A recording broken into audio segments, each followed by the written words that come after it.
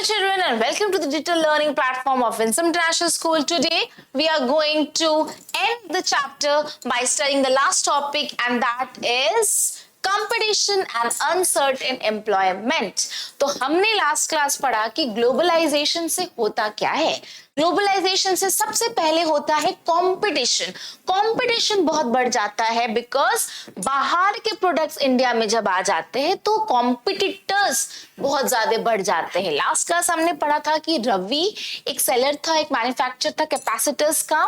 Competition के चलते क्या होता है कि उसका बिजनेस कम हो जाता है, उसके अंडर जितने लोग काम करते हैं वो कम हो जाता है क्योंकि डिमांड ही नहीं होता है।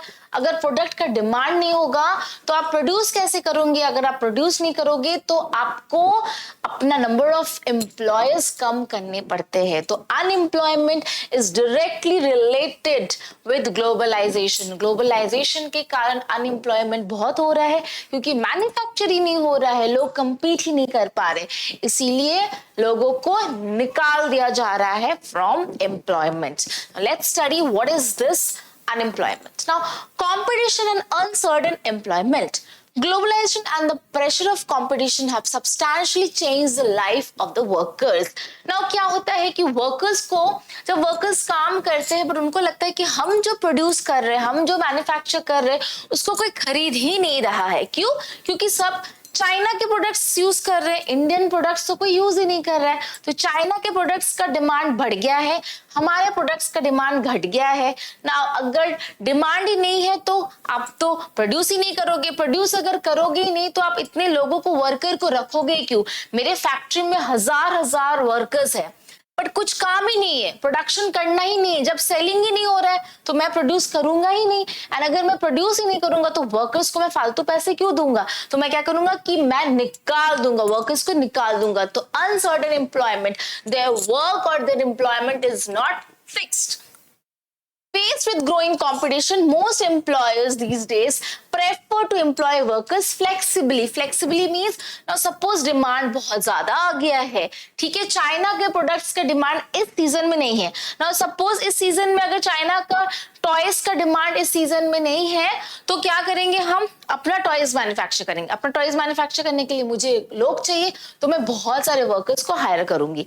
लेकिन अगर अभी डिमांड मेरे प्रोडक्ट्स का है नहीं, मार्केट में भी चाइना के बहुत सारे टॉयज है, चाइना का टॉयज का डिमांड ज्यादा है, तो मैं क्या करूंगी? मैं प्रोड्यूस ही नहीं करूंगी, तो मैं वर्कर्स को निकाल दूंगी। So according to your preference, according to your choice, जब आप वर्कर्स को रखोगे अपने पास, that is known as flexibility. According to the needs आप टाइमिंग ऑफ द वर्कर्स आप चेंज करोगे, अकॉर्डिंग टू योर चॉइस आप वर्कर्स को रखोगे या निकाल दोगे, that is known as flexibly. Correct? This means that workers' jobs are no longer secure. Now वो अपने हिसाब से हम वर्कर्स को बुला रहे, अपने हिसाब से वर्कर्स को निकाल दे रहे, तो उनका जॉब क्या है? फिक्स्ड नहीं है। Clear? Now, large MNCs in the garment industry in Europe and America order the products from Indian exporter. India में क्या डिमांड ज्यादा है? क्लोथ्स का डिमांड ज्यादा है। कहाँ? अमेरिका को इंडिया के प्रोडक्ट्स की जरूरत है। Right? Now these large MNCs with world wide network look for the cheapest good. Now MNCs का क्या होता है? मेन जो मुद्दा या मेन जो मोटिव होता है एमएनसीज का वो होता है मोर प्रॉफिट। इनफैक्ट कोई भी बिजनेस का मेन मुद्दा हमेशा होता है टू अर्न प्रॉफिट। तो एमएनसीज देख रही है कि अगर मैं इंडिया से क्लॉथ्स मंगवाऊंगी, ठीक है ना, इंडियन करेंसी तो अमेरिकन करेंसी से बहुत कम है, चीप है, India is cheaper than USA और अमेरिका। तो अमेरिका कहां से प्रोडक्ट्स लेगी? इंडिया में, क्योंकि इंडिया में उसका कॉस्ट कम पड़ेगा। यस, तो एमएनसीज इंडिया में इसीलिए क्लॉथ मैन्युफैक्चर कर रही है बिकॉज इंडियन करेंसी और Indian value is less than that of dollars. Right? तो वो क्या करेगी? उसको देखेगा कि अगर मैं इंडिया से प्रोड्यूस करूंगा तो मेरा कॉस्ट कम होगा, अगर कॉस्ट कम होगा तो ऑब्वियसली प्रॉफिट ज्यादा होगा। कॉस्ट अगर आपका कम होगा, हमने पढ़ा था ना क्लास 9th में, 8th 9th में पढ़ा था SP and CP, selling price and cost price. अगर सेलिंग प्राइस ज्यादा होता है तो हमें प्रॉफिट मिलती है, कॉस्ट प्राइस जितना कम होगा, राइट, जितना कॉस्ट प्राइस कम होगा, सेलिंग प्राइस जितना ज्यादा होगा, प्रॉफिट उतना होगा। तो main motive is always to maximise profit and reduce cost. ठीक है, to get this large orders, Indian garment exporters try hard to cut their own cost. Now MNC सोचती है कि मैं अपना प्रॉफिट बढ़ाऊं। प्रॉफिट तभी बढ़ेगा अगर कॉस्ट घटेगा। तो कॉस्ट घटाने के चक्कर में इंडियन कंपनीज क्या करती है कि अपना प्रोडक्शन कॉस्ट को कम करने के लिए, देखो कैसे कम होगा, कोई भी चीज का प्रोडक्शन का कॉस्ट तभी कम होगा अगर आप जो यूज हो रहा है प्रोडक्शन करने में जो चीज लग रहे हैं, फैक्टर्स ऑफ प्रोडक्शन हमने पढ़ा था 9th में, फैक्टर्स ऑफ प्रोडक्शन अगर कम होंगे तभी कॉस्ट ऑफ प्रोडक्शन कम होगा ना। फैक्टर्स ऑफ प्रोडक्शन में मेन था लेबर, है ना। नाउ कैपिटल तो आप कम नहीं कर सकते हो, पैसा कम लगाओगे तो क्वालिटी बिगड़ेगा। रॉ मटेरियल्स पे या टेक्नोलॉजी पे आप कम या फिर उसकी क्वालिटी आप घटा नहीं सकते हो, क्योंकि अगर आप रॉ मटेरियल या टेक्नोलॉजी पे अगर आप कॉम्प्रोमाइज करोगे तो आपका क्वालिटी पे जो फाइनल प्रोडक्ट का क्वालिटी है वो घटेगा, दैट विल बी अफेक्टेड। तो our motto should be quality should not be affected. तो हम किस पे कॉम्प्रोमाइज करेंगे? लेबर, क्योंकि इंडिया में लेबर बहुत है, लोग बहुत है, तो हम क्या करेंगे? We will try to reduce the labouring cost. अब लेबरिंग कॉस्ट कैसे रिड्यूस होगा? जहां पे 5 बंदे हैं हम वहां पे 2 जने को निकाल देंगे, 3 को रखेंगे। मतलब 3 लोगों से हम 5 जने का काम करा रहे हैं, ज्यादा काम करा रहे हैं। इससे क्या होगा? सैलरी तो वेजेस तो मुझे 3 जन को देनी पड़ेगी, पहले 5 जन को देने पड़ रहे थे लेबर वेजेस सैलरी, बट अभी मुझे 5 से सिर्फ 3 जन को लेबर वेजेस देने पड़ रहे हैं। तो 2 जन को मुझे नहीं देना पड़ रहा है, तो मेरा तो घट गया ना, मेरा तो प्राइस कॉस्ट घट गया। तो इंडियन कंपनीज यही करती है कि अपना कॉस्ट कम करने के लिए लेबर्स को हटा देती है, लेबरिंग कॉस्ट को कॉम्प्रोमाइज करती है। इन दैट केस लेबर को जब हटा दिया मतलब अनएम्प्लॉयमेंट हो गया, बेरोजगार हो गए लोग, लोगों को हटा दिया, है ना, correct. So as cost of raw materials can not be reduce, raw materials का कॉस्ट आप रिड्यूस नहीं कर सकते, क्योंकि रॉ मटेरियल जो सप्लाई कर रहा है वो तो उसी दाम में बेचेगा आपको। Now what they do, exporters try to cut labor cost, labor cost cut करते हैं, मतलब unemployment. Where earlier a factory used to employ workers on a permanent basis, now they employ workers on a temporary basis. Now अगर आप permanent basis पे अगर आप hire करोगे तो क्या आप जरूरत के टाइम पे निकाल सकोगे? No. इसीलिए वो temporary basis पे hire करते हैं employers, so that जब उनको need नहीं होगा वो employers को निकाल देंगे। Clear? Now, the condition of work and the hardship of the workers described above have been common to many industrial units and service in India. तो इंडिया में ऐसे बहुत सारे सेक्टर्स हैं, बहुत सारे यूनिट्स हैं, इंडस्ट्रियल यूनिट्स हैं जो ऐसे ही कर रही है। क्या कर रही है? अपने लेबर्स को निकाल रही है and they are suffering from unemployment. Clear?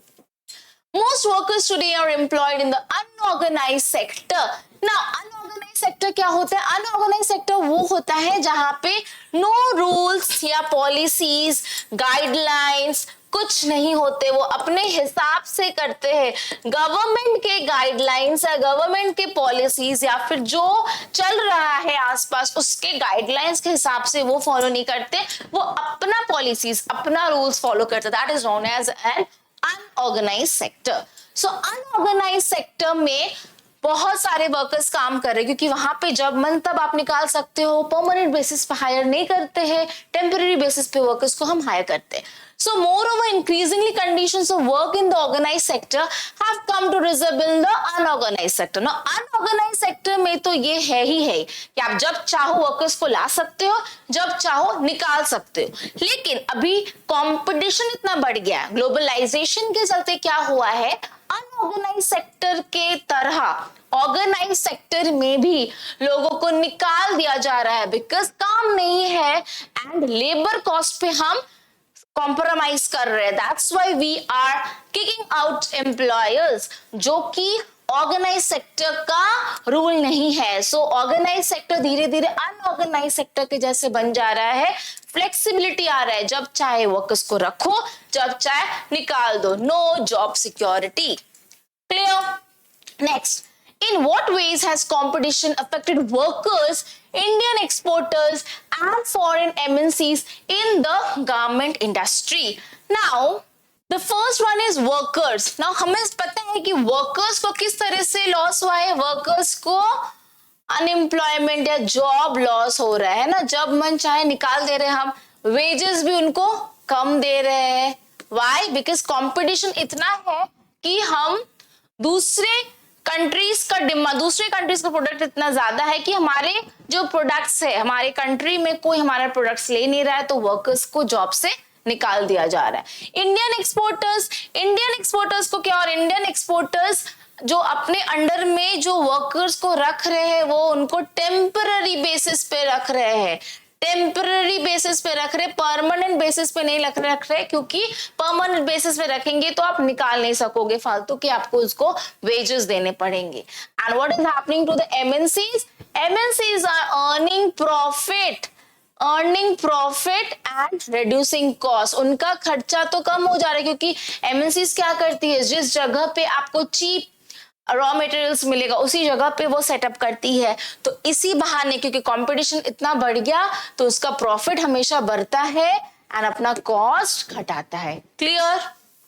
Next, what can be done by each of the following so that the workers can get a fair share of benefit brought by globalization? तो government को क्या करना चाहिए? Government को देखना चाहिए कि there is free and fair trade हो रहा है या नहीं, या फिर फ्री एंड फेयर ग्लोबलाइजेशन का जो प्रोसेस है वो फ्री एंड फेयर हो रहा है, कोई भी गलत काम उसमें नहीं हो रहा है. ये गवर्नमेंट अगर देखेगा तो वर्कर्स को फेयर शेयर ऑफ बेनिफिट मिलेगा ग्लोबलाइजेशन से. Employers at the exporting factories, जो एम्प्लॉयर्स जो एक्सपोर्टिंग फैक्ट्रीज में जो एम्प्लॉयर्स है उसको क्या करना चाहिए? उसको अपने जो प्रोडक्ट से, अपनी जो टेक्नोलॉजी है उसको अपडेट करना चाहिए, updated and latest technology use करनी चाहिए, सो दैट उनका डिमांड बढ़ जाए, उनके प्रोडक्ट्स का डिमांड बढ़ जाए. क्योंकि प्रोडक्ट्स का कोई डिमांड है नहीं, हमारा जो प्रोडक्ट्स है, हमारा जो इंडियन के प्रोडक्ट्स उसको कोई खरीद नहीं रहा है. कौन खरीद रहा है? चाइना के प्रोडक्ट्स खरीद रहा है. तो अपना हम एक्सपोर्ट कैसे बढ़ाएंगे, मतलब दूसरे कंट्री में हमारा डिमांड कैसे बढ़ेगा? अगर हम अपना क्वालिटी इंप्रूव करेंगे एंड इंप्रूव क्वालिटी, अगर हम क्वालिटी इंप्रूव करेंगे, टेक्नोलॉजी लेटेस्ट यूज करेंगे, तब भी डिमांड बढ़ेगा एंड ऑल्सो वर्कर्स को भी बेनिफिट मिलेगा. एमएनसीज को क्या करनी चाहिए? एमएनसीज को ज्यादा से ज्यादा लोगों को एम्प्लॉयमेंट देनी चाहिए, राइट? एम्प्लॉयमेंट देनी चाहिए लोगों को. नाउ एम्प्लॉयमेंट देनी चाहिए. नाउ वर्कर्स को क्या करनी चाहिए? वर्कर्स को अपने आप को अपडेटेड करनी चाहिए, अडेप्ट करना चाहिए with the latest methods and latest technology, and then they will also be in demand and उनको भी fair share मिलेगा. Clear? Next, one of the present debates in India is whether companies should have flexible policies for employment. Based on what you have read in the chapter, summarize the point of view of the employers and the workers. So employers तो बोलेगा कि हाँ, हमें flexible employment ही चाहिए. क्यों? क्योंकि जब हमें मन करेगा हम एम्प्लॉयज को रखेंगे, डिमांड अगर ज्यादा है तो हम एम्प्लॉयज को रखेंगे, पैसा देंगे, डिमांड अगर कम है तो एम्प्लॉयज को निकाल देंगे, पैसा कम देंगे. अगर हमें जरूरत है तो हम 2 घंटे के लिए बुलाएंगे, जरूरत अगर नहीं है तो बुलाएंगे ही नहीं, अगर बहुत ज्यादा जरूरत है तो 8-9 घंटे के लिए बुलाएंगे. As per the demand, as per globalisation, competition, employers तो कहेगी कि हाँ we need, but on the point of view of workers, worker कभी चाहेगी कि फ्लेक्सिबल हो नहीं, क्योंकि अगर हाफ ऑफ द ईयर अगर वो अनएम्प्लॉयड रहता है या फिर ओनली 3 मंथ्स वो एम्प्लॉयड रहता है, बाकी के 9 मंथ्स वो अनएम्प्लॉयड रहता है, तो क्या वो हाँ कहेगा? नहीं. तो वर्कर्स के पर्सपेक्टिव से workers will always say no, we don't want flexible because we want a job security or a stable job, कि हमें आप डेली पूरे साल में थ्रू आउट द ईयर हमें आप पैसे दो, लेट अस बी एम्प्लॉयड। तो ये कभी नहीं बोलेगी कि आप फ्लेक्सिबल एम्प्लॉयमेंट में रहो, सो सिर्फ एम्प्लॉयर्स चाहेगी, workers will never want it. Clear? Now struggle for a fair globalisation. Fair का मतलब होता है जहां पे कोई गलत प्रैक्टिसेस या रॉन्ग प्रैक्टिसेस नहीं है। तो फेयर ग्लोबलाइजेशन सिर्फ गवर्नमेंट कर सकती है, गवर्नमेंट देख सकती है, गवर्नमेंट का यहाँ पे मेजर रोल होता है। Now fair globalisation creates opportunities for all and also ensures that the benefits of globalisation are shared better. Now वो देखती है कि अगर फेयर ग्लोबलाइजेशन होगा, मतलब अगर चीजें बाहर से इंडिया अगर इक्वली आ रही है, यहां से भी ना सपोज बाहर का डिमांड इतना बढ़ गया, बाहर से इतना इंपोर्ट आ गया कि इंडिया की कोई भी प्रोडक्ट्स का डिमांड ही नहीं रहा, क्या ये गवर्नमेंट कभी एक्सेप्ट करेगी? नहीं। तो वो क्या करेगी?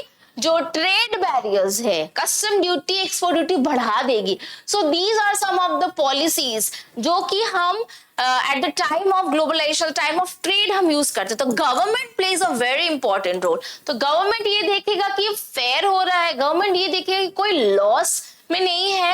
इन द ग्लोबलाइजेशन के चक्कर में ऐसा नहीं है कि workers are suffering from loss and unemployment.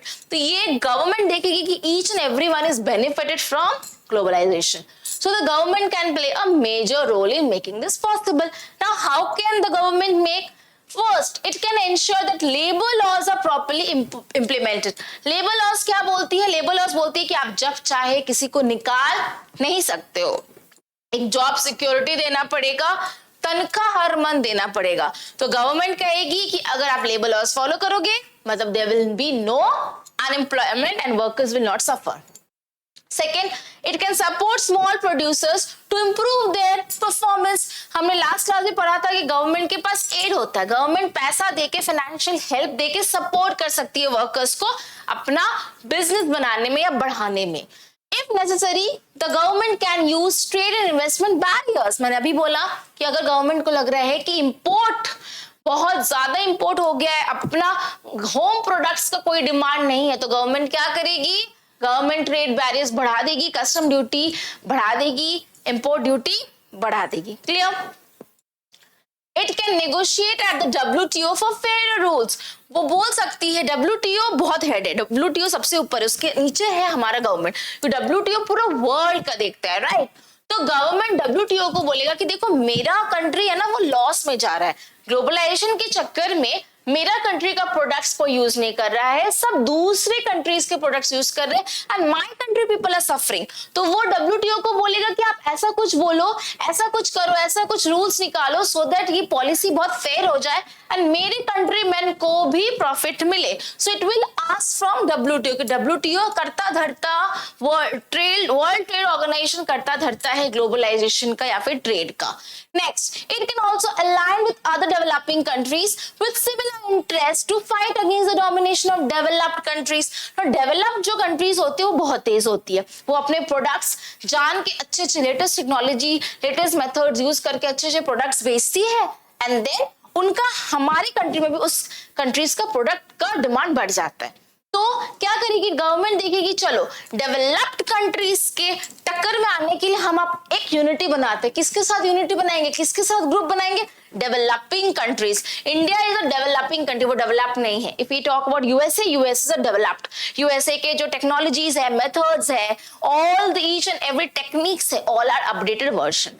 तो इंडिया क्या करेगी, इंडियन गवर्नमेंट क्या करेगी, जो डेवलपिंग कंट्रीज उसके साथ यूनिटी बना के आपस में डिस्कस करेगी कि हम कैसे डेवलप्ड कंट्रीज से कम कर सके उनका import, so that there should be a fair relation, कोई लॉस में नहीं रहे, ना ही वो लॉस में रहे ना ही हम लॉस में रहे। तो एक मेन एक लेवल पे दोनों मिल के आएगी, ठीक है? तो it can align, it can make a group और unity, unite with a developing country. Clear? Next, if necessary, the government can use trade and investment barriers and can negotiate at the WTO for fairer rules. In the past few years, Massive campaigns and representation by people's organization have influenced important decisions relating to the trade and investment. तो अगर ऐसा कोई rules follow हो रहा है trade में जो कि स्ट्रिक्ट है, जो कि लोगों के हित में नहीं है, तो लोग क्या करेंगे? ऑल द ट्रेडर्स सब मिलके कैंपेन करेंगे। जैसे इंडिया में कुछ भी होता है तो हम नारा लगाते हैं ना, या फिर हम धरना देके बैठते हैं, उसी तरह प्रोड्यूसर्स जब देखेंगे कि सारे प्रोड्यूसर्स का बंद हो जा रहे हैं, इंडस्ट्रीज, फैक्ट्रीज, डिमांड ही नहीं है, बाहर की चाइना आके इतना, चाइना मार्केट को इतना ज्यादा डोमिनेट कर लिया है कि इंडियन टॉयज का, इंडियन प्रोडक्ट का सेल ही नहीं है, तो सारे जो इंडियन मैन्युफैक्चरर्स है, सारे जो इंडियन प्रोड्यूसर्स है, वो सारे इकट्ठे होके क्या करेंगे? कैंपेन्स बनाएंगे कि नहीं, we want our right, we our product should be more and more sold. तो सब मिलके एक नारा लगाएंगे, campaigns relating to trade and WTO को, इनडायरेक्टली डब्ल्यूटीओ को बोलेंगे कि do something for us, help us, ठीक है। This has demonstrated that people can also play a important role. तो पब्लिक है ना, बहुत इंपॉर्टेंट कैरेक्टर है, पब्लिक कुछ भी कर सकती है। पब्लिक अगर यूनाइट होके कुछ भी करे तो government will be bound to listen to that. तो पब्लिक मिलके इकट्ठे होके कैंपेन, नारा लगा के, कैंपेन्स कर करके अपने राइट के लिए लड़ के अपना हक जताएगी, and government has to do, WTO has to listen to people and has to make the policies liberal. Globalization को ऐसे बनाना है, ग्लोबलाइजेशन को इस तरीके से रूल्स एंड पॉलिसीज को लागू करना है so that there should be a free and fair relation and all the people should benefit. कोई लॉस भी ना रहे, अनएम्प्लॉयमेंट ना रहे। Clear? Next, Indian buyers have a greater choice of goods than they did 2 decades back. अभी बहुत ज्यादा options है. This is closely associated with the process of globalization. Clear? Globalization हुआ है तभी तो competition बढ़ा है. Markets in India are selling goods produced in many other countries. This means there is increasing competition. Globalisation जब भी बढ़ेगा तो कंपटीशन भी बढ़ेगा। Moreover, the rising number of brands that we see in the markets might be produced by MNCs in India. MNCs are investing in India because they are getting low production cost. Low production cost है India में, that's why they are investing in India. While consumers have more choices in the market, the effect of rising demand इतना ज्यादा है and purchasing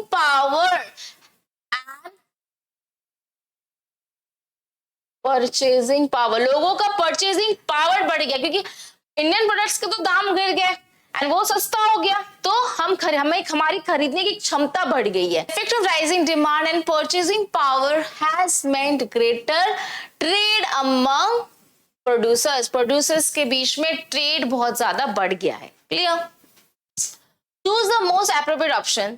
the past 2 decades of globalization has been seen rapid improvement in goods, services and people, goods, services and investment, goods, investment and people। तो इन सब में आपस में क्या हुआ है?